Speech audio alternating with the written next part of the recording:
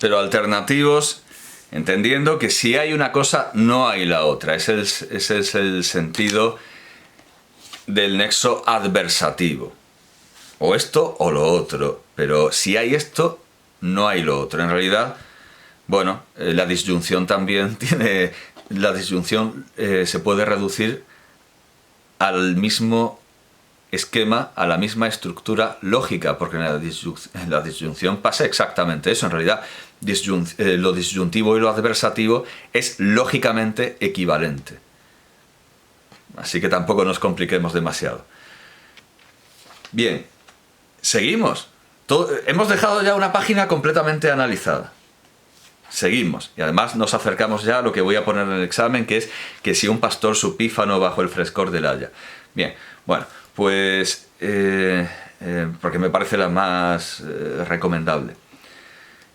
Y alguien dirá, un momento, ¿les está diciendo lo que va a poner en el examen? Hombre, desde luego, si han llegado hasta aquí se merecen eso y mucho más. Y si alguien me puede decir una manera mejor que hacer que se aprendan análisis de versos clásicos de Rubén Darío, teniendo en cuenta que tengo una hora semanal, de la que me han quitado 3 clases de las fiestas, si alguien tiene una idea mejor para hacerlo con pelotas de colores y con juegos, con ludificación, que me lo diga, pero que lo experimente primero.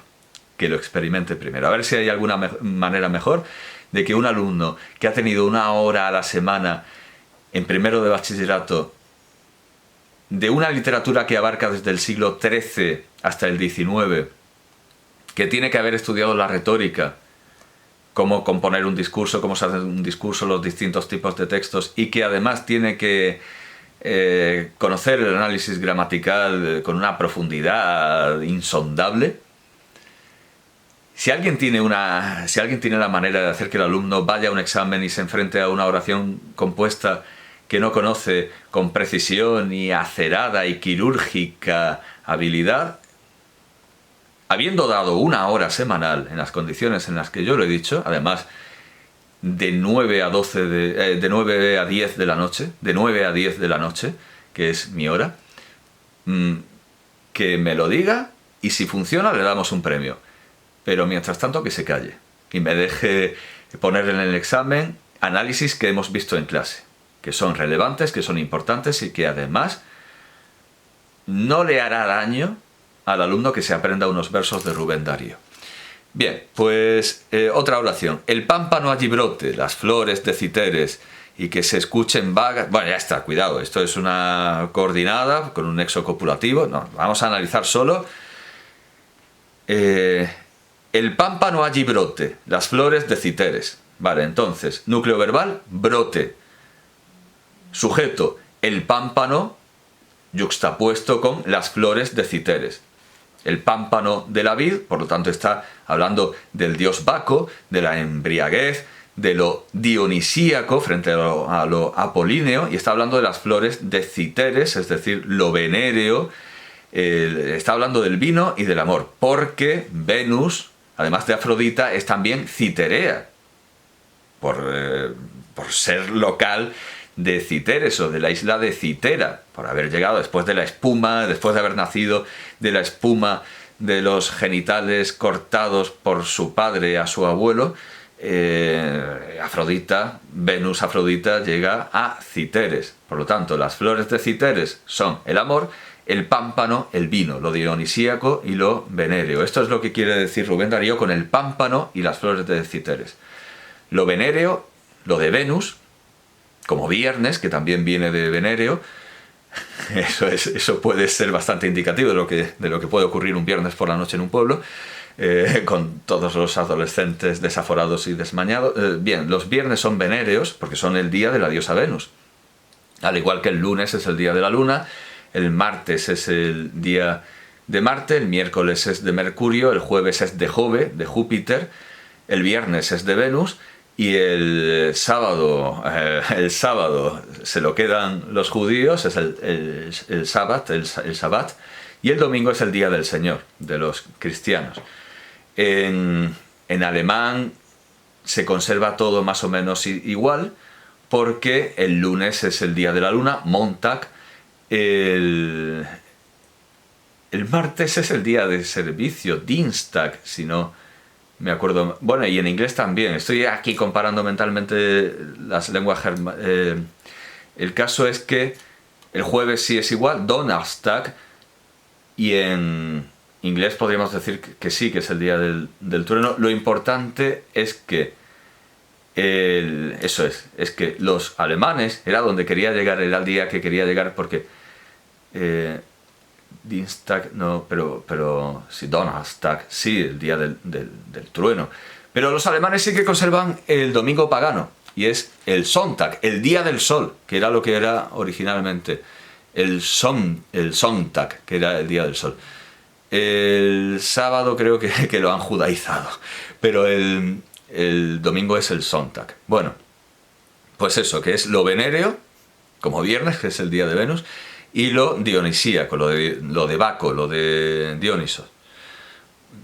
Bueno, pues entonces, núcleo verbal, brote, complemento circunstancial del lugar, allí. Ese es el predicado, y el sujeto es el pámpano, las flores de Citeres. Todo eso son sujetos. Evidentemente son dos sintagmas nominales cuyo núcleo nominal son respectivamente sendos núcleos nominales son pámpano y flores. Bien, otra oración, ya está. Y, nexo, otra oración, en este caso no yuxtapuesta, sino coordinada, pero es otra oración en igualdad de condiciones que las anteriores. Quitamos el que ya lo hemos explicado al principio lo que era. Se escuchen vagos, lo corregía la edición de Afrodisio Aguado, vagos, que espero que no vuelva a desteñir. Vagos, es que es lo que tiene que poner, vagos, suspiros de mujeres, bajo un simbólico laurel. Entonces, núcleo verbal, escuchen. Núcleo verbal, escuchen. Y ahora, sujeto, vagos, suspiros de mujeres, núcleo nominal, suspiros, todo lo demás es complemento del nombre. Y entonces nos quedamos con este predicado. Se escuchen bajo un simbólico laurel. Entonces, se está sustituyendo a vagos. Y sería el complemento directo. Es lo que se escucha. Y bajo un simbólico laurel, complemento circunstancial del lugar, clarísimo. Debajo de un laurel, pues es un lugar. Bajo un simbólico laurel. Claro, ¿y qué simboliza el laurel? Para algunos el estofado, para algunos la liebre, ¿verdad? Que se cocina con laurel, el conejo. No simboliza el conejo. El laurel evidentemente simboliza la poesía, porque a los poetas se los corona con un laurel. Así como a los atletas se los corona con una palma, que por cierto Carolina Coronado tiene una extraña confusión en su famosísimo poema A la palma, que le saludó Espronceda, y por el que Espronceda le escribió aquello de lo de que cerrara su capullo a su loco amor, que era él el insecto y ella la flor. Todo eso está hecho a propósito del poema de Carolina Coronado, La palma, donde parece que confunde la corona de palma de los atletas con la corona de laurel de los poetas. Los poetas se coronan con laurel. Y ahora llegamos a lo que voy a poner en el examen. Que, nexo, ya lo he dicho, si un pastor supífano bajo el frescor del haya, en amorosos días como en Virgilio ensaya, tu nombre ponga en la canción. Sí, me conformaré con esto, porque hay un signo de puntuación mayor. Y además lo que sigue no pasaría el filtro del Me Too, así que vale. Lo que voy a poner en el examen es que si un pastor, pero claro, el que haya llegado aquí sabrá lo que pongo en el examen. El que haya llegado aquí. Bueno, que si un pastor supífano bajo el frescor del haya en amorosos días como en Virgilio ensaya, tu nombre ponga en la canción. Entonces sabemos perfectamente que el núcleo verbal de esta oración compuesta por subordinación es ponga. Ponga es la oración principal, porque ensaya está en una prótasis introducida por el nexo si. Tenemos aquí una prótasis clarísima.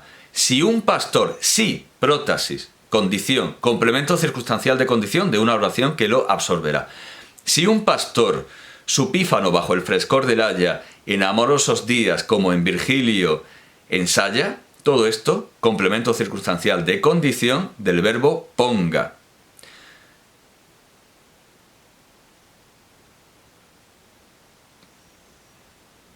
Ponga en la canción, si se da, ¿qué condición? ¿Qué condición? Que ensaya en bla, bla, bla, bla. Esa es la condición para que ocurra lo que hay en la apódosis, que es ponga en la canción. Vale, entonces, núcleo verbal, ponga. Sujeto de ponga, pues él, que coincide con un pastor, con este pastor de la prótasis. Pero tenemos que poner él, no vamos, incluso a él, ella, ellos. No sepamos demasiado, sabemos que ese él es el pastor. Es el pastor. Pero tenemos que considerar gramaticalmente una tercera persona porque ese pastor no está haciendo de sujeto, está dentro de un complemento de ponga. Por eso hay que sacarlo de manera gramatical y decir que el sujeto es él. El sujeto es él. Por lo tanto, todo esto que queda es predicado.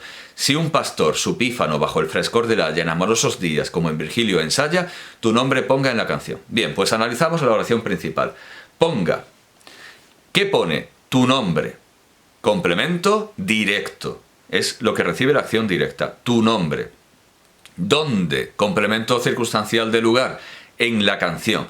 Y ahora, complemento circunstancial de condición, que es esta prótasis de la apodosis, que es la principal. Si un pastor, su pífano bajo el frescor del haya en amorosos días, como en Virgilio, ensaya. Pues aquí hay un verbo conjugado, hay oración subordinada por el nexo subordinante sí. Hay una oración subordinada por el nexo subordinante sí. Entonces, vamos a eliminar sí como un nexo, no tiene una función dentro de la oración, y nos quedamos con esta oración. Un pastor, su pífano, bajo el frescor del haya, en amorosos días como en Virgilio, ensaya. Núcleo verbal, ensaya. Ensaya. Sujeto, un pastor. Un pastor es el sujeto. Por lo tanto, nos quedamos con este predicado. Su pífano, bajo el frescor del haya, en amorosos días como en Virgilio, ensaya. Núcleo verbal, ensaya. Como en Virgilio, como todo como, anuncia un complemento circunstancial de modo. ¿De qué modo? Como en Virgilio. Como en Virgilio, complemento circunstancial de modo. Habla del poeta romano que escribió las églogas, a veces también llamadas las bucólicas. Y bueno, también escribió las geórgicas, pero ahí se habla más de abejas y las églogas de Virgilio son diálogos entre pastores.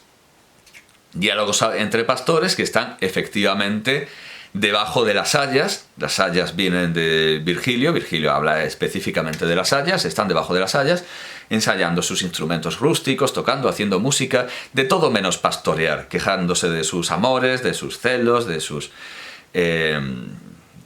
amores no correspondidos, heterosexuales, homosexuales, de tres en tres, pero pastorea un poco. Bueno, pues si un pastor, su pífano bajo el frescor del haya, en amorosos días, como en Virgilio, ensaya, es una oración subordinada, entonces el núcleo es un pastor, perdón, el sujeto es un pastor, y entonces, sencillísimo el predicado.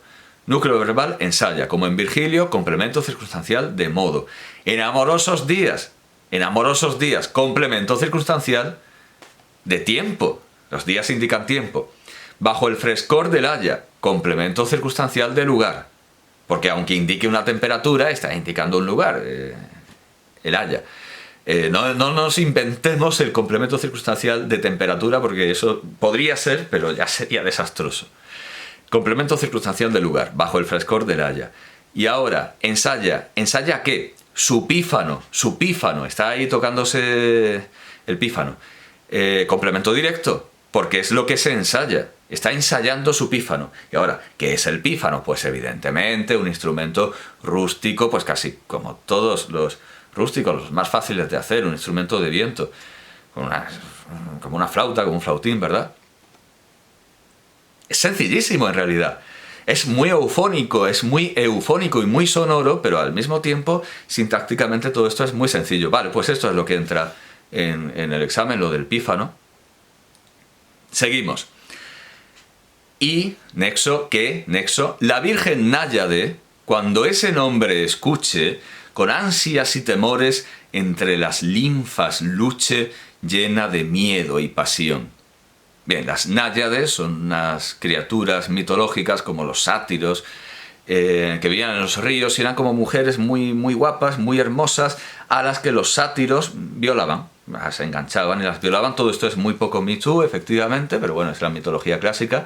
Los griegos se imaginaban los pasajes amenos, las florestas, los lugares con agua y con hierba, esos paisajes apacibles y esos pasajes y esos parajes de placer, como llenos de gente con cuernos y patas de cabra que violaba a pobres mujeres que estaban en un río. Era la imaginación de los griegos.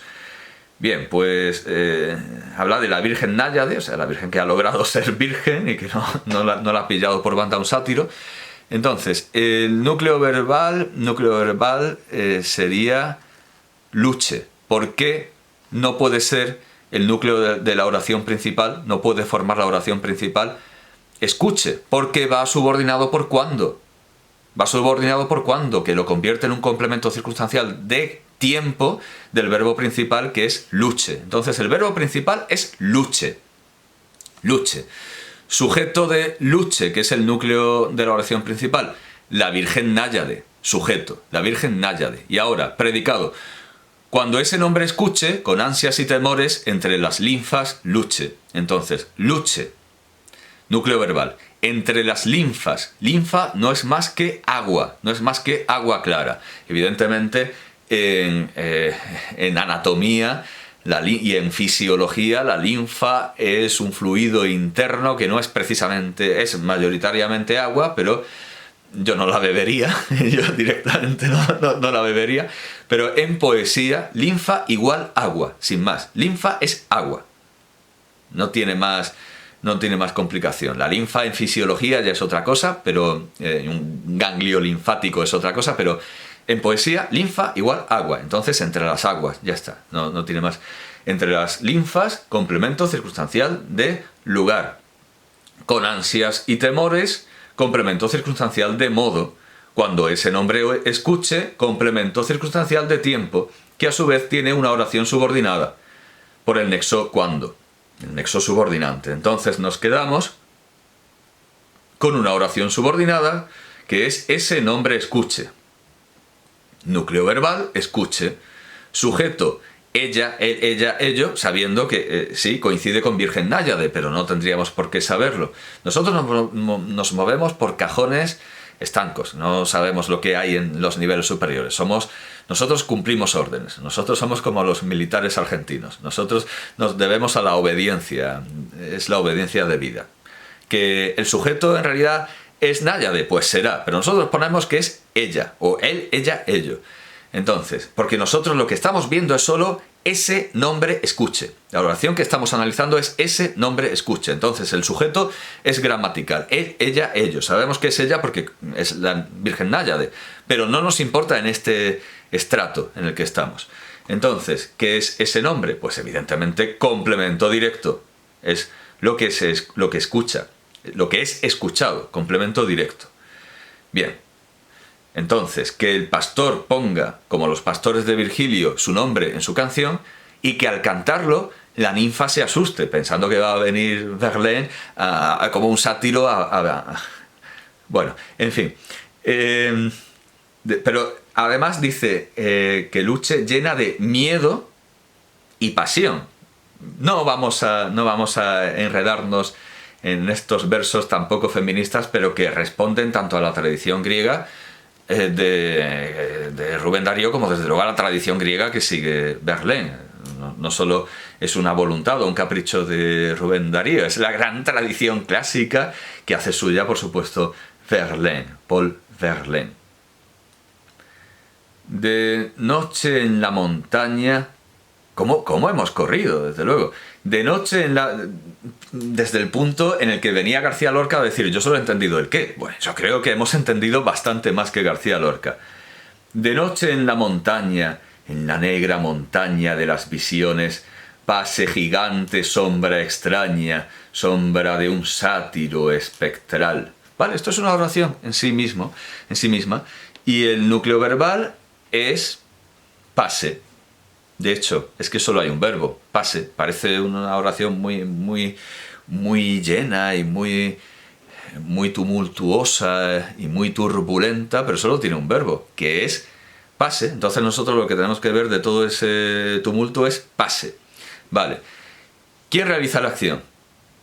Gigante, sombra extraña, sombra de un sátiro espectral. Ese es el sujeto. Gigante, sombra extraña, sombra de un sátiro espectral. Así que el núcleo nominal de este sintagma nominal es la primera sombra, gigante complemento del nombre, extraña complemento del nombre, y sombra de un sátiro espectral, aposición. Complemento del nombre de la forma aposición, porque sombra de un sátiro espectral podría ser perfectamente un sintagma por sí mismo y sombra sería su núcleo. Así que, como es algo que podría ser núcleo complementando a otro núcleo, es complemento del nombre del tipo aposición. Bien, este es el sujeto. Gigante, sombra extraña, sombra de un sátiro espectral. El sátiro es como Pan, un ser mitológico con cuernos, patas de cabra y una lujuria indomable. Y este sátiro se identifica con Verlaine, al igual que se identificaba con Sócrates, la figura de sátiro. Pero con Sócrates, que guarda un enorme parecido físico con Verlaine, porque ambos eran calvos y con barba, y de nariz chata y no muy agraciados, a Sócrates no se lo llamaba sátiro, no se lo comparaba con un sátiro por su lujuria, sino por su fealdad, porque era todo lo contrario, se alababa su continencia y su austeridad. Era capaz de caminar desnudo por la nieve y era capaz de refrenar sus instintos libidinosos, todo lo contrario que un sátiro. Cuando Alcibíades, su amante, lo compara con un sátiro, es para compararlo con unas cajas que tienen por fuera la forma de un sátiro, pero por dentro tienen medicinas, joyas y cosas especiosas y valiosas. Era por lo feo, por lo que se comparaba a Sócrates con un sátiro. En cambio, a Verlaine es adecuado compararlo también con un sátiro por lo lujurioso. Por eso la ninfa lucha llena de miedo y pasión. Llena de miedo y pasión. Bien, entonces, el sujeto de pase, gigante, sombra extraña, sombra de un sátiro espectral. Y ahora, el predicado es de noche en la montaña, en la negra montaña, de las visiones, pase gigante... ya está. Entonces, de noche, complemento circunstancial de tiempo. En la montaña, complemento circunstancial de lugar. En la negra montaña de las visiones, complemento circunstancial del lugar, reiterado, con esa precisión de que ¿qué montaña? La de las visiones. Bien. Qué sencillo es todo esto. Que ella, o sea, ese qué, nexo, porque en todo el poema se supone un deseo, una imprecación, un voto a la divinidad, pero básicamente, bueno, más que deseo, ahora que caigo, claro, todo esto tiene forma de oración, como un responso, no es deseo, es pido a la divinidad. En una oración se pide, no se desea. No se tiene ese estilo tan indirecto. Hombre, estaría bien, me gustaría... No, me corrijo, claro, corrijo lo que he dicho antes. En una oración no se desea, se pide. Entonces sería pido o mi petición es, o mi ruego es. Ruego. Esto es un responso, y en un responso se ruega. No se desea, se ruega. Vale, entonces precisemos el verbo que debe sobreentenderse. Bien, entonces... quitamos ese que sobreentiende que lo está introduciendo en un ruego. Ruego que, complemento directo, ruego que tal. Eso sería el complemento directo de ruego. O mi ruego es. Bien, pues seguimos. Ella al centauro adusto con su grandeza asuste. Asuste, esta aliteración, incluso sin... Sí, aliteración. Que ella, esta coincidencia de sonidos, esta repetición de sonidos. Al final todo es repetición. Una palabra mucho más sencilla para todas estas figuras sería simplemente repetición. Repetición en este caso de sonidos. Que ella, al centauro adusto con su grandeza asuste. Núcleo verbal, asuste. Asuste, núcleo verbal. Sujeto, ella. Y entonces el predicado es al centauro adusto. Adusto viene del verbo latino que significa quemar. Entonces adusto es sombrío, negro, pero como por combustión. Como algo que está quemado y es oscuro por combustión.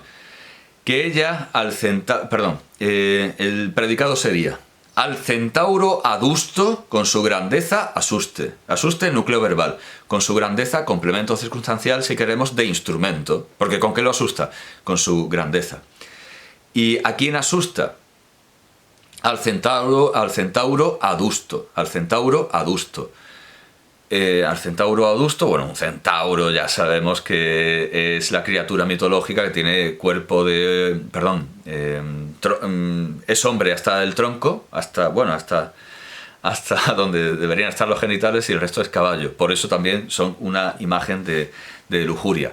Y hay una famosa escultura de un amorcillo, de un niño que representa el amor, que está torturando a un centauro con todo lo poderoso y grande que es, pues se deja torturar como si fuera una débil criatura por un niño que representa el amor. Bien, aunque a veces el centauro también puede ser morigerado y puede ser incluso un maestro, como el centauro Quirón, que es un centauro que tiene los cascos bien puestos, tiene la cabeza asentado la cabeza, y puede dar clase.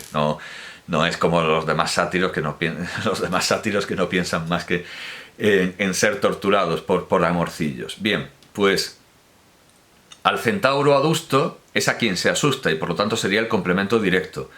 Si tenemos dudas de si al centauro adusto es un complemento directo o un complemento indirecto, solo tenemos que sustituirlo por un pronombre, y como veríamos que su grandeza lo asusta sabemos, y no le asusta, sabemos que sí, es un complemento directo.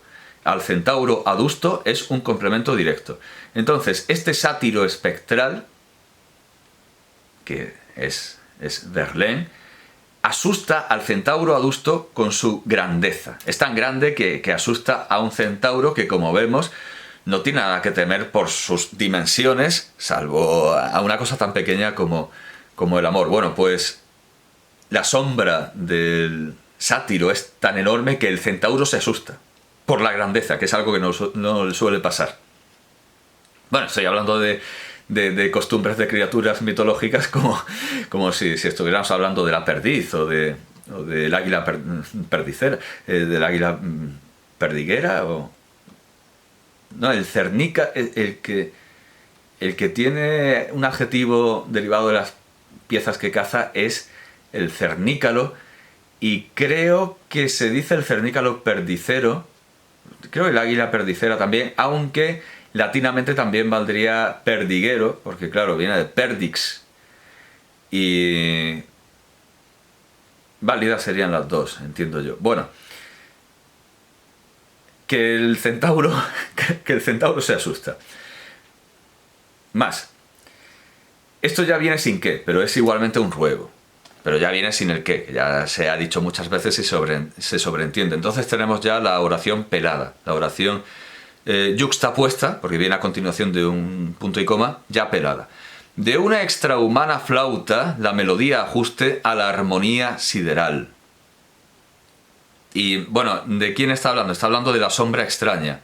La sombra extraña que tiene que asustar al centauro. ¿Y ahora qué se pide de esta sombra?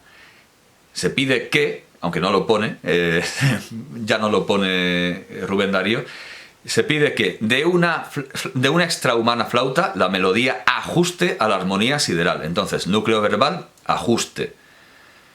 Sujeto, ella. Vamos, ella, ello, pero sabemos que es ella porque es la sombra. La sombra. Y ahora, análisis de este predicado. Núcleo del predicado, ajuste. Y ahora, ¿qué es lo que ajusta? ¿Qué es lo que ajusta? Complemento directo. Complemento directo. de una extrahumana flauta la melodía. De una extrahumana flauta la melodía, que es como decir la melodía de una extrahumana flauta, es decir, un sintagma nominal cuyo núcleo es melodía determinado.